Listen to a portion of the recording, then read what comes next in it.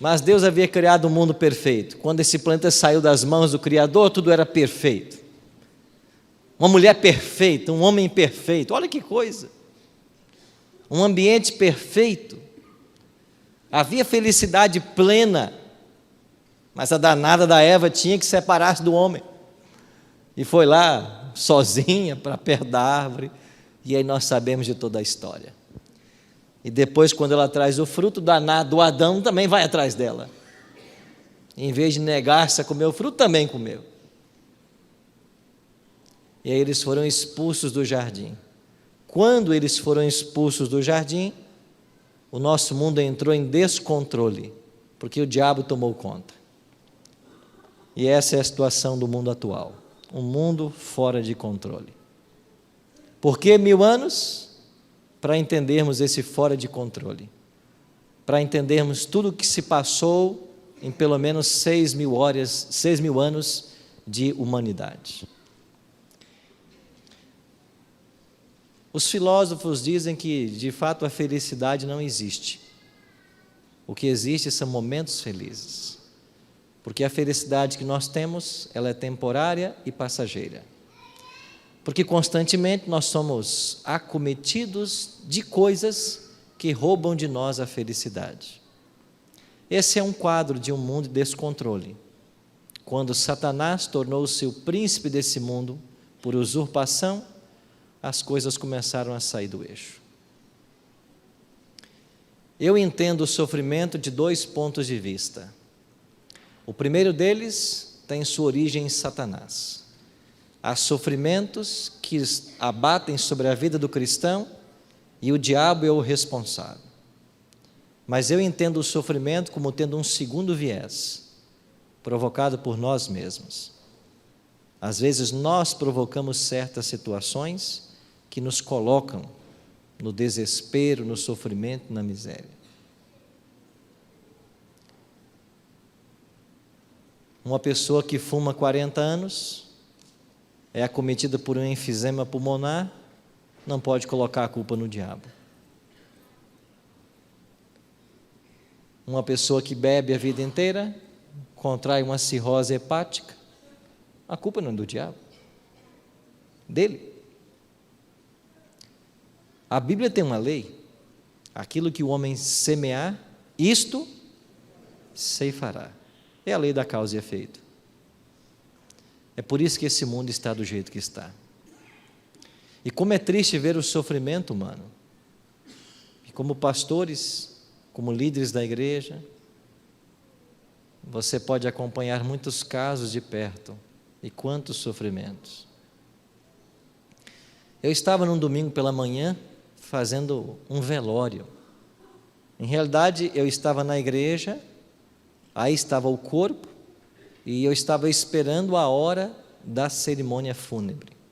Alguém me procurou e disse: pastor, o senhor pode ir comigo até o hospital fazer uma visita antes da cerimônia fúnebre? Eu disse: posso. Temos tempo, não temos? Eu posso. E o que está acontecendo? Tem uma irmã da igreja que está hospitalizada. Ela foi para lá ontem à noite. Isso era domingo, ela tinha ido para o hospital sábado à noite. Ela tem 2 filhos, eles estão fora da igreja, abandonaram o evangelho, e ontem à noite eles estavam no bar, bebendo e jogando cartas. Em dado momento do jogo, houve uma confusão, e os 2 irmãos começaram a brigar. Quando eles começaram a brigar, a mãe foi avisada, e ela veio e tentou separar os filhos. E enquanto ela tentava separar, a pressão subiu e ela passou mal. E correram com ela para o hospital, ela chegou a desmaiar.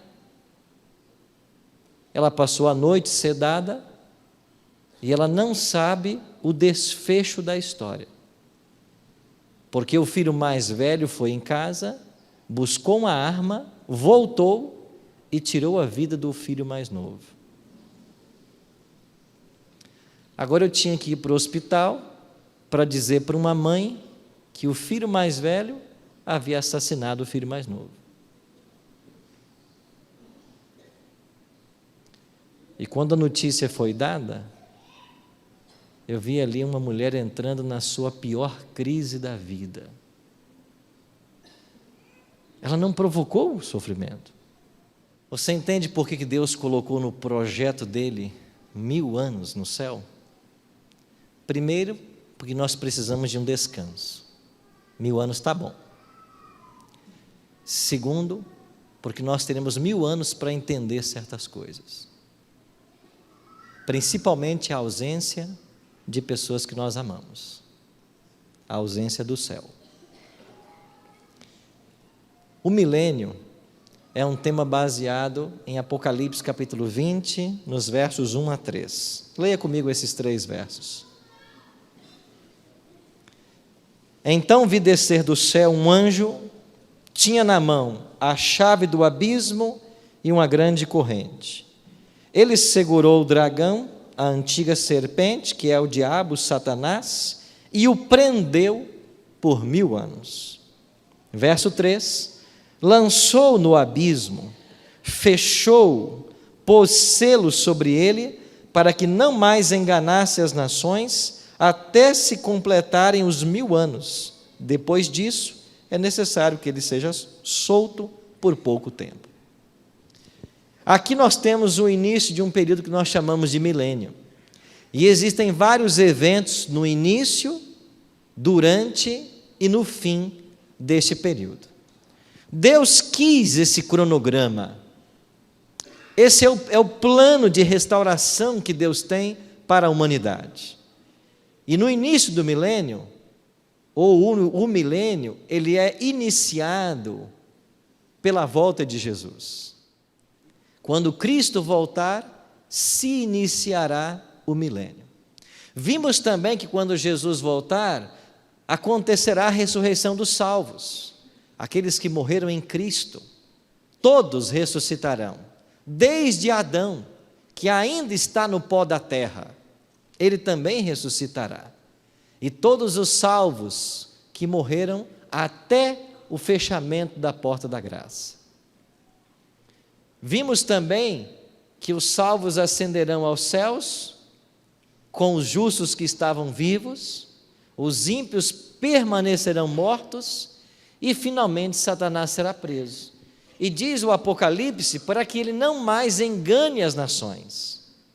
A prisão dele então é circunstancial, porque não há mais gente para ser tentada. É por isso que ele vai estar preso. E o profeta Jeremias, no capítulo 4 do seu livro, ele fala sobre o estado caótico do planeta Terra depois da volta de Cristo. Lançando uma visão profética, Jeremias diz: olhei para a terra, e ei-la sem forma e vazia. A mesma expressão do Gênesis. Aquele estado caótico de coisas do Gênesis voltará a acontecer. Jeremias viu a terra sem forma e vazia, não havia luz no céu, não haviam mais montes, todos os outeiros estremeciam, não havia homens, todas as aves haviam fugido, a terra fértil era um deserto, todas as cidades estavam derribadas diante do Senhor, diante do furor da sua ira.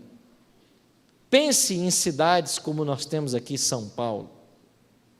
Nenhum prédio ficará de pé. Pense em Nova York.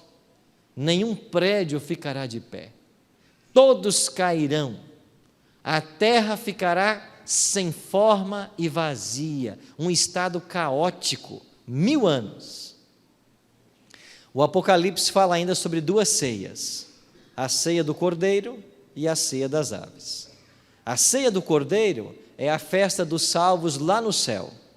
A ceia das aves é porque as aves de rapina comerão as carnes dos ímpios que estarão espalhados pela superfície da terra.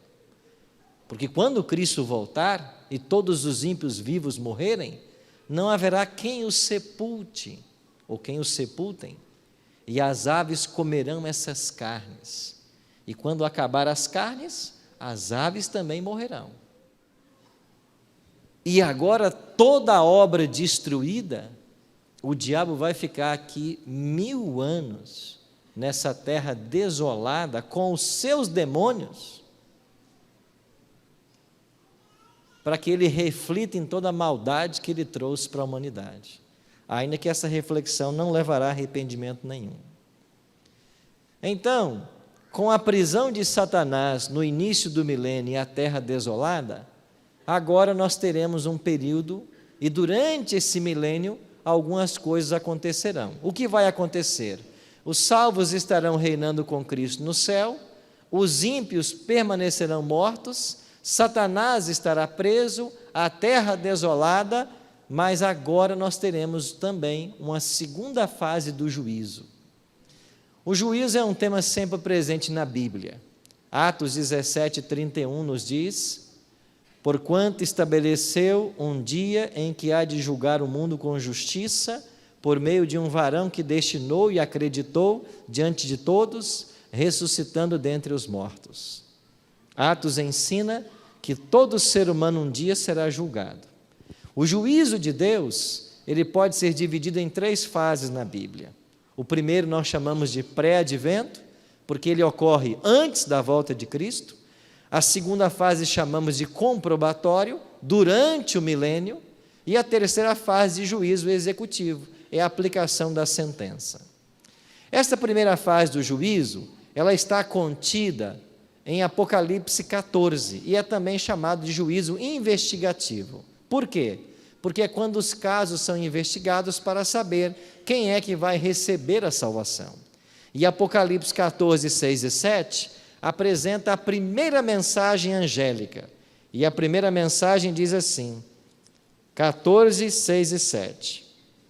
Vi outro anjo voando pelo meio do céu, tendo um evangelho eterno para pregar aos que se assentam sobre a terra, e a cada nação, tribo, língua e povo, dizendo em grande voz: temei a Deus e dai-lhe glória, pois é chegada a hora do seu juízo. Então, Apocalipse 14, 7 está falando do juízo pré-advento ou investigativo. É chegada a hora do juízo. Quando chegou esta hora? Aí nós temos que ir para Daniel 8, 14, o que fizemos aqui na sexta-feira passada. A hora do juízo chegou no dia 22 de outubro de 1844. Desde a terça-feira, 22 de outubro de 1844, o juízo já começou. De quem? Daquelas pessoas que um dia aceitaram a Cristo. Quem rejeitou o plano da salvação, ele não é julgado agora. Ele já está condenado porque não aceitou, e durante o milênio o caso dele será analisado.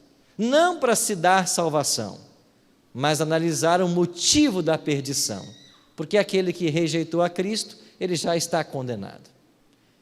Agora, por que é que tem que haver um juízo de quem aceitou a Cristo? Porque nós não acreditamos, e nem a Bíblia ensina, de que uma vez salvo, salvo para sempre. O que a Bíblia ensina é que a salvação é um processo contínuo, diário, permanente. Essa história de predestinação, onde a pessoa nasce predestinada à salvação ou à perdição, isso não tem base alguma na Bíblia. Porque se nós fôssemos predestinados e essa predestinação fosse irresistível, como se ensina por aí, Deus não seria honesto.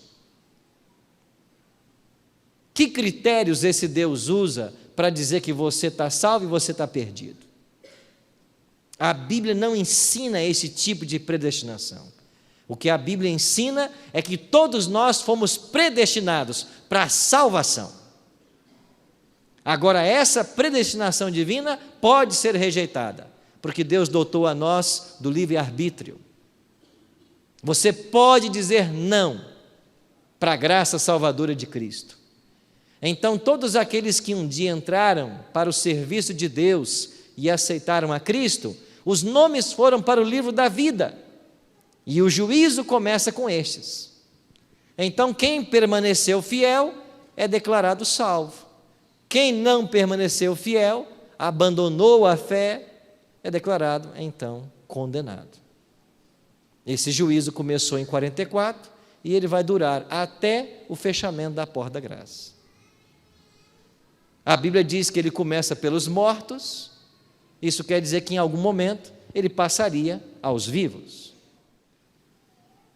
Já estamos nos vivos? Podemos. Podemos provar que já estamos nos vivos?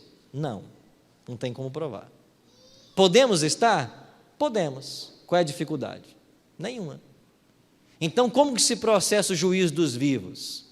Não é como alguns aprenderam na igreja, que é uma lista de nomes, e quando chega o seu nome, você é julgado. E aí, uma vez que você foi julgado, na frente do nome foi colocado, salvo ou perdido. E você pode estar dentro da igreja e condenado. Não é isso que a Bíblia ensina. O juízo dos vivos se processa da seguinte maneira: o meu nome pode entrar em julgamento, mas quando começa o julgamento do meu nome, o juízo permanece em aberto, até que pelo menos 3 coisas aconteçam. Primeira delas, eu posso morrer. Eu estava sendo julgado, morri. Quando eu morro, o meu caso foi definido para salvação ou perdição, porque não há mais ação, não há mais inteligência, não há mais tomada de decisões. Então a morte sela o destino da pessoa, para um caminho ou para o outro. Há um segundo evento, o pecado contra o Espírito Santo.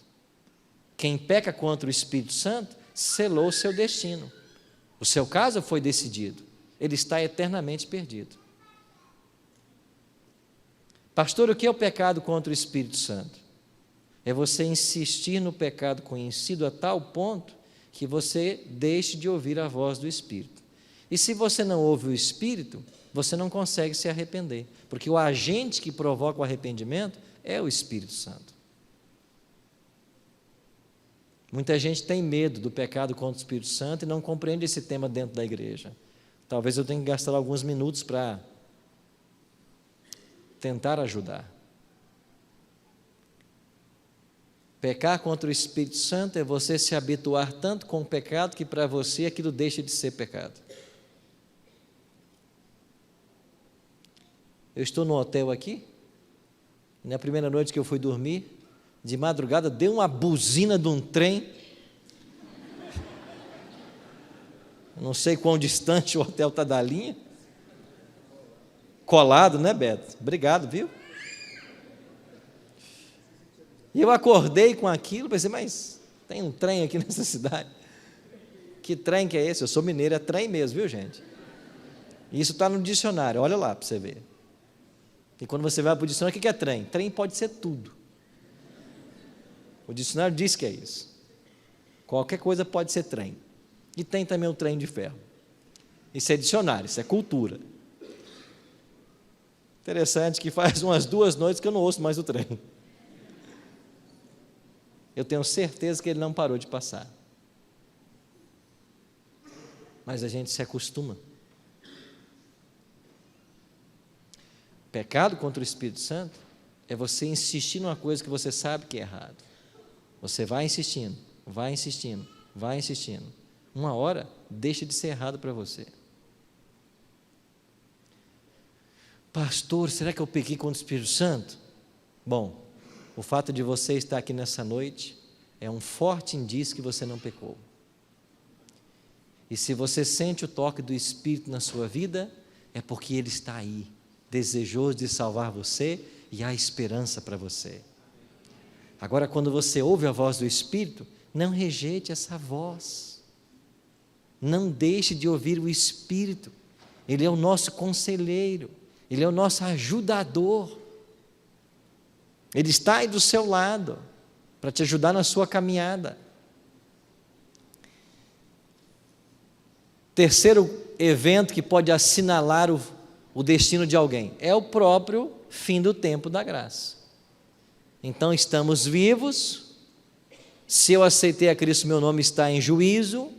E quando finalmente acontece o selamento e se fecha a porta da graça, o meu caso foi decidido. Então, todos os dias quando nós acordamos, como diz o profeta, as misericórdias do Senhor se renovam. O nosso caso está em aberto. Há esperança todo dia. Então, quando nós vamos dormir, a gente sempre dorme salvo ou perdido. E quando acorda, você tem que continuar salvo. E se estiver perdido, tem que mudar de atitude. E o Espírito Santo vai nos assistir nesse processo. Agora lembre-se de uma coisa: não são nossos pecados isolados que nos tirarão do céu. O que vai tirar alguém do céu é uma vida em descendência. É uma vida espiritual ladeira abaixo. Não são atos isolados.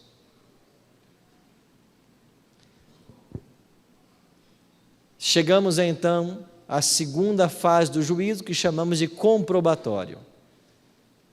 Isso se baseia aqui em Apocalipse capítulo 20, no versículo 4, tem uma descrição dessa fase. Olha o que diz Apocalipse capítulo 20, verso 4. Vi também tronos.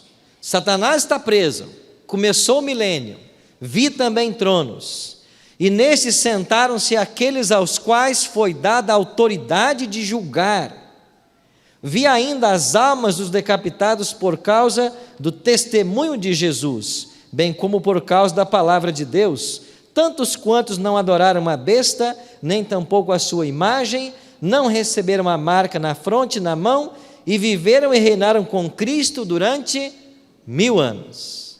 Então aqui está uma descrição do juízo comprobatório. Os salvos chegarão nos céus com Cristo e eles se assentarão em tronos. Paulo já havia dado um prenúncio disso em 1 Coríntios, lá no capítulo 6, versos 2 e 3. Paulo diz assim: ou não sabeis que os santos hão de julgar o mundo? Ora, se o mundo deverá ser julgado por vós, sois acaso indignos de julgar as coisas mínimas? Não sabeis que havemos de julgar os próprios anjos, quanto mais as coisas desta vida? A que anjos Paulo está se referindo? A terça parte que se rebelou contra Deus. Então aqui está a cena do juízo comprobatório. Os salvos se assentarão em tronos junto com Cristo e começará o juízo dos ímpios e até os dos anjos. E por que é que acontece esse juízo? É porque nós temos que entender o motivo da perdição dos ímpios. Imagine você chega no céu e ali não está o teu esposo, não está a tua esposa, não está um pai, uma mãe, um filho, uma filha. O que aconteceu? Então nós abriremos os livros de registro e iremos compreender todas as oportunidades que o Espírito deu a essa pessoa, todos os esforços que o céu e seres humanos consagrados fizeram para salvar essas pessoas. E nós vamos entender que, a despeito de tudo que foi feito por essas pessoas, elas não quiseram o céu.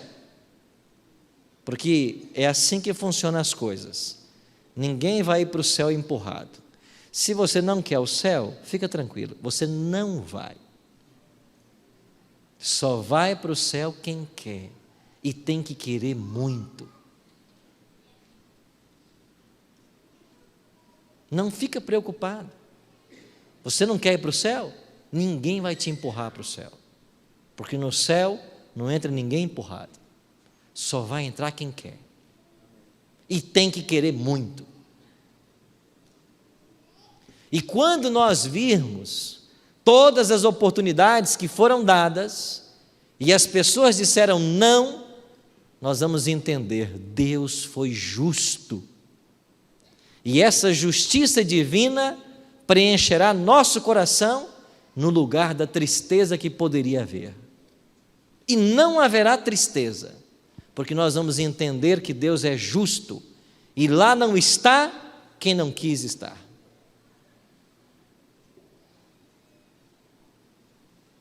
Então o céu não será um local de tristeza. E quando compreendermos o motivo da perdição dos ímpios, nós ficaremos satisfeitos com a justiça que foi praticada. Porque Deus não falha, em momento algum, em juízo algum. É por isso que nunca a gente pode dizer finalmente, essa pessoa está salva ou está perdida. porque isto é uma atribuição divina. A gente só pode ver o exterior, Deus é quem vê o coração. E a gente tem que tirar de nossa cabeça uma coisinha que nós temos muito arraigado. A ideia, às vezes, que só adventista que se salvará. Tire isso da sua cabeça.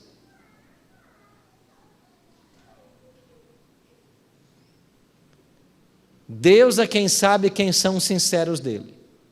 E em qualquer igreja, e em qualquer denominação, das mais de 34 mil que já temos catalogadas, Deus tem filhos e filhas sinceras.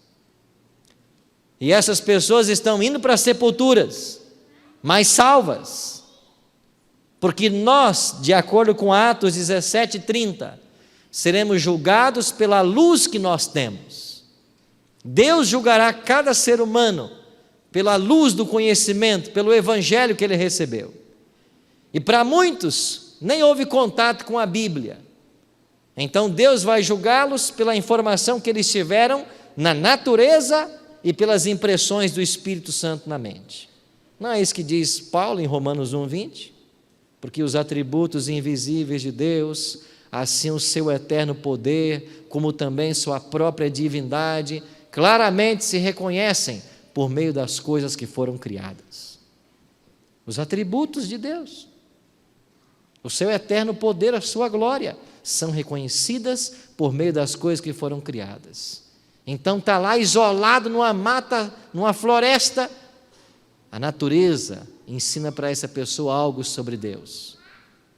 E se ele não tem essas impressões da natureza, o Espírito fala com ele. E essa luz que ele recebeu, que será o parâmetro que Deus vai usar para julgar cada pessoa. Então tire da cabeça sua essa ideia que só se salva adventista. Eu acho interessante, porque outro dia eu estava num concílio de anciãos, líderes da nossa igreja, e quando eu falei que quando vier o Espírito Santo, ele vai batizar os sinceros de Deus em qualquer igreja, eu quase fui apedrejado. Eu disse: irmãos e amigos, vocês acham que o Espírito Santo só vai batizar quem está com o nome na igreja adventista? Que exclusivismo é esse? Lembra no tempo de Elias, né? Eu ainda tenho 7.000 que não se dobraram a Baal. É você que não conhece eles. O mesmo acontece hoje. E eu posso estar falando na internet agora para alguém que é líder de uma igreja, um pastor que não é adventista, mas tem ensinado o seu rebanho, é sincero. Talvez estou falando com alguém que não tem nem igreja, mas vive a sinceridade daquilo que sabe da palavra de Deus, está buscando. E aqui dentro certamente tem muita gente assim, que tem o desejo de salvação, está buscando. E chegamos então à terceira fase do juízo, chamada executivo. Por quê? Porque é a aplicação da sentença. E isso aparece em Apocalipse capítulo 20, versos 7 e 8. O texto diz: quando se completarem, porém, os 1000 anos, Satanás será solto de sua prisão. Por que o diabo foi solto? Porque os ímpios ressuscitaram. Aconteceu a segunda ressurreição.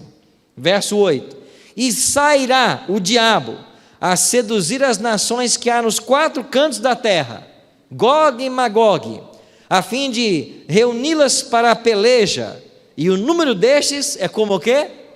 A areia do mar. Por quê? Porque são todos os ímpios desde o tempo de Adão. Todos os ímpios estarão sobre a face da terra. Eles ressuscitarão pelo poder de Cristo. É a segunda ressurreição. E então o diabo vai convencê-los de que eles podem agora atacar a cidade que acabou de descer do céu, a Nova Jerusalém. Porque ela vai descer do céu e vai pousar nessa terra. E como termina a história? Verso 9: marcharam então pela superfície da terra, sitiaram o acampamento dos santos e a cidade querida. Desceu, porém, fogo do céu e os consumiu. Aqui está o juízo executivo, a aplicação da sentença. E este fogo que desce do céu atingirá o planeta Terra de forma global, completa. E este fogo vai queimar o ímpio, Satanás e seus anjos. Aqui agora nós temos o lago de fogo. Não é um local que existe antes na história, não é um local físico por aí. O lago de fogo, que a Bíblia fala, é o planeta Terra envolto pelo fogo que Deus mandou do céu quando o diabo tentou invadir a cidade santa, ou tentar invadir a cidade santa. Este fogo vai extinguir o mal para todo sempre. E o profeta Naum diz: o mal não se levantará segunda vez.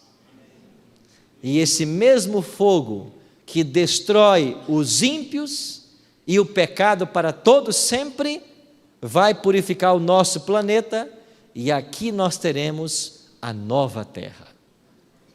O que vai acontecer nessa nova terra? O Éden nos será devolvido, e tudo que nós perdemos no Gênesis nos será devolvido no Apocalipse. Perdemos a árvore da vida, ela vai ser devolvida, ela está aqui no Apocalipse. De fato, ela só aparece em Gênesis e Apocalipse. Perdemos o jardim do Éden, ele vai ser devolvido no Apocalipse. Perdemos a imortalidade, ela vai ser devolvida agora no Apocalipse. Tudo o que nós perdemos nos será devolvido.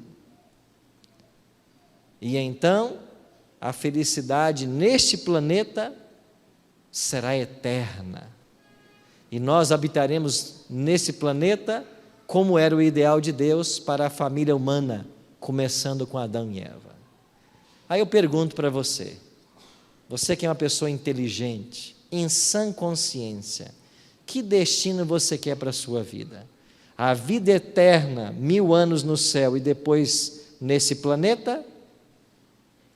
Ou você quer ser destruído junto com o diabo e seus anjos? A escolha é lógica. Ninguém quer morrer, ninguém quer ser destruído. Agora, então eu preciso tomar decisões que me apontem nessa direção. E de fato a vida cristã é envolvida por decisões. A cada momento nós estamos decidindo algo. Se nós queremos o céu, nós temos que tomar decisões. Agora eu queria ler um último texto com vocês nessa noite. E eu queria que você abrisse sua Bíblia em Marcos, capítulo 16, verso 16, porque são palavras do próprio Jesus Cristo. E eu queria que você lesse comigo estas palavras. Marcos, capítulo 16, verso 16. Jesus diz assim claramente para mim e para você: quem crer e for batizado será salvo. Você quer ser salvo? Existem condições a serem preenchidas. Cristo apresentou duas muito claras. Primeiro, você tem que crer. Crer em quê? Crer que Jesus é o Salvador. Crer que Ele me perdoa, que Ele me aceita, que Ele me redime, que Ele me justifica. Acreditar que Jesus pode me salvar. Segundo, eu tenho que ser batizado. O batismo é uma doutrina neotestamentária. No Antigo Testamento não havia batismos, só no Novo.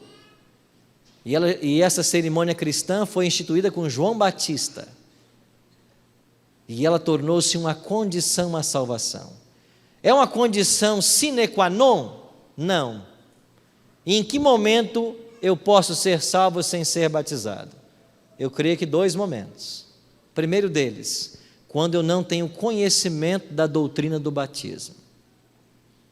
Se eu não aprendi que eu precisava ser batizado, Deus não vai me cobrar isso. Essa é a primeira possibilidade. Segundo, se eu não tive a oportunidade. E quer ver um exemplo claro de alguém que na Bíblia não teve a oportunidade? O ladrão na cruz. Quando ele creu em Jesus, ele já estava na cruz. E ele não podia descer de lá para ser batizado. E ele foi salvo sem ser batizado. Por quê? Porque ele não teve a oportunidade. Eu recebi agora à tarde uma mensagem no meu celular. Participou conosco no Bíblia Fácil, há alguns meses atrás, um amigo nosso, um participante. No programa, ele tomou sua decisão pelo batismo. E disse: pastor, eu vou agora fazer alguns acertos e eu quero que o senhor me batize. Eu disse: pois não, faça os acertos. Ele acabou de entrar em coma.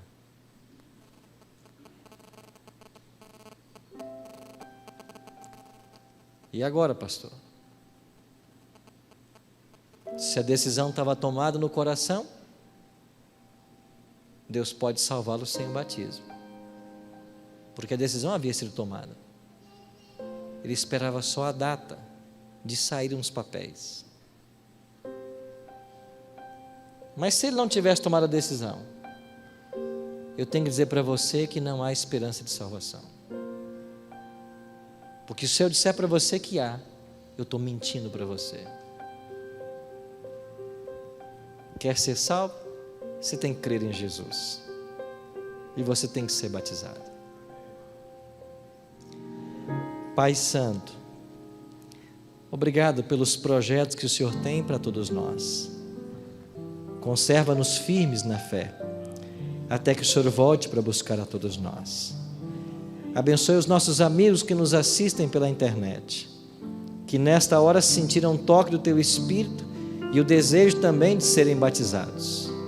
Que eles possam buscar uma igreja adventista mais perto de si e fazer todos os acertos para que esse evento extraordinário aconteça. Cuida de todos nós e nos despeça com a Tua paz. Oramos em nome de Jesus. Amém.